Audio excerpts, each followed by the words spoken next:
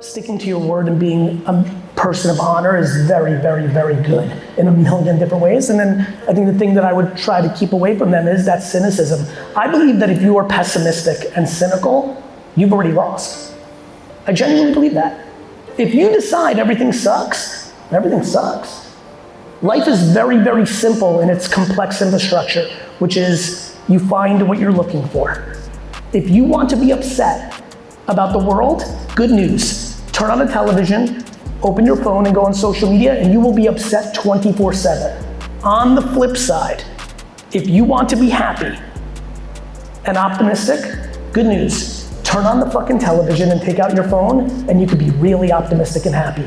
You're deciding what you're looking at, not the algorithm. TikTok and Facebook isn't fucking you up, you're fucking you up. And so I'm very passionate about that. The things that keep me happy and growing are accountability and self-awareness. The first thing I would say to somebody who's sitting here is like, oh, that's the question for me today. I'm 7 years in, I feel like I should be further along at Power. It starts with like, are you just selling yourself what you want to hear? You know, we're very good at that. Like, I love everyone being their biggest fan, but you have to be practical and truthful with yourself, because if you're lying to yourself, you're going down a really bad path. And so if you're just saying, I'm better than my manager, or whatever you're saying to yourself, or fuck, you're looking around, you're like, damn, that person came a year after I did, but they're further ahead, that's your fault, or this fault. Like, you start going into the pointing finger game, it's gonna get ugly real fast. You go into the thumb game, it can get really good, because if you go thumb, and you really go thumb for like a year or two, then you can wake up in, 23, in 2025 and be like, you know what? I feel like I went thumb for 24 months. Now I feel good. Now I feel Power doesn't see me for what I am. And then you can go to Schmauer or Bauer or Hauer. You can do anything you want. That's just like moving to Canada. You can do anything you want. You can leave tomorrow. But before you do that, especially when you look at what has happened in this company in the last 20 years, when you see success like that, you've got to really look inside yourself and just spend 24 months on thumbs instead of fingers, and then you'll have that peace of mind to be like, hey, and by the way, I'm really passionate about like growth and all this stuff, and as I get to know more about the business, I'm like, and you and like I'm like, oh, I see why I'd be a good speaker for this, because I think there's some shared vision. I've made a million subjective mistakes. It's impossible for a company to always be right. You know, what I love about sports is we know when teams are wrong about players. When a player gets traded or a player goes to free agency and they go somewhere else and they shine, you're like, see? It's hard to do that in business. And by the way, everyone's making subjective calls. AI has not taken over the world yet. People are moving up and things of that nature based on someone's subjective call. And that's okay. Like, subjective calls are a part of life. So there is no right, there's just life. And so I think, to answer your question, 2 years of this, and if it doesn't taste good, and you went super accountable, and you went there, and you kind of like try to do the things that you hear, that, you know, a lot of people hear feedback from people, and because it hurts their feelings, they don't accept it. And so like, what about going a year trying to address the things you've heard from 2 or 3 people and just see what happens? Then you could have peace of mind of moving on. Instead of what, I mean, Vayner's a funny place. The amount of people that leave my company that then reach out a year, 2 or 3 later and want to come back is giving me the confidence that we're doing it right. The people that want to come back is just affirmation that we're doing it right, because you need a feedback loop that isn't you creating your own homework. But I agree with you. One of the great joys of my life is I know for a fact that in a decade or two, a high percentage of the Fortune 500 CMOs would have come up the VaynerMedia ranks and gone, it's already happened. Tubi literally had the best fucking Super Bowl commercial this year. Tubi literally had the best commercial. If you watched the Super Bowl, in my opinion, because it kind of caught you and made you think. And the CMO of that company is a former Vayner alum who like absolutely grew heavy in our company, and nothing makes me happier than that.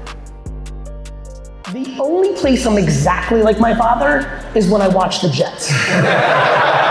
My family thinks it's like, it's literally, the joke in my family is it's the kryptonite to my, like I'm at kickoffs at 1. At 12:15 on Sundays in the fall and winter, for 45 minutes, I will talk like the Bizarro Reverse version of myself. I will give you 100 reasons why this is not gonna work out today. And mainly it's just to protect myself because I love it so much. I just need to settle in for a devastating loss just so it's not so crushing at 4 p.m. That's like sound advice for a Jets fan. I'll give you a perfect example. As some of the hardest core football fans here know, this is like deja vu what the Jets did with Brett Favre. It's like fucking bizarro. Like, franchise quarterback at Green Bay for 15 years and now comes to the Jets and tries to make a run. In that season, it was going well. They were 9-4. They literally went to Tennessee to play the Titans. The Titans were 10-0. We were playing at Tennessee and we beat the living shit out of them, giving them their first loss, like 30-7. It was all going great, and then Brett got hurt. He didn't disclose it, and they literally lost their last 4 games, similar to this season.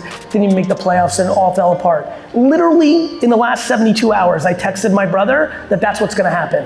Aaron's gonna come, we're gonna be like 10-2 on cloud fucking 9. This is fucking it, and some dog shit injury's gonna happen, and it's all gonna fucking burn to the ground. Your dad would be so proud. He'd be so happy. Also, look, I have to, I really like full disclosure. Full disclosure, there's probably like a 50% feeling in my body that it's destined for me to buy the Jets and win their Super Bowl. So there's a little part of not, by the way, as a diehard fan, I prefer that not to be the case. I would like to win the Super Bowl next year. It's just that there's a weird part of me that thinks that's how this is gonna play out. Back to the Jets where I'm bizarro me.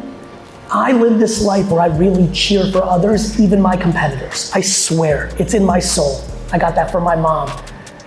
But I'm telling you, when the Jets lose a game, especially if it's like late in the game and it's a heartbreaker, and then the game hits 0-0, and they go to the middle of the field and they start hugging dudes from the other side, I'm literally the human in the stand saying, don't hug that fucker, I'm so mad. But that's how I live my life. In sports, I go crazy, but in real life, I just don't understand why. Here's a very simple question for everyone in here. Think about what I'm about to say. It's so fucking simple. Why, in any shape or form, would you wish ill on someone else? What scenario? I understand you can come up with some edge case. I'm just curious why envy and jealousy and hate and disdain has so much momentum. I know why, because people have weaponized it at scale in our world. But you, forget about anything else. Forget about even your ideologies or how you were raised. I love how people talk about, well, I was raised this way. Fuck that shit. You blame your parents for a lot of other dumb shit. Stop blaming everything out. Why would you ever, for any reason, actually want harm or sadness or not good for another human? I'm just passionate about this.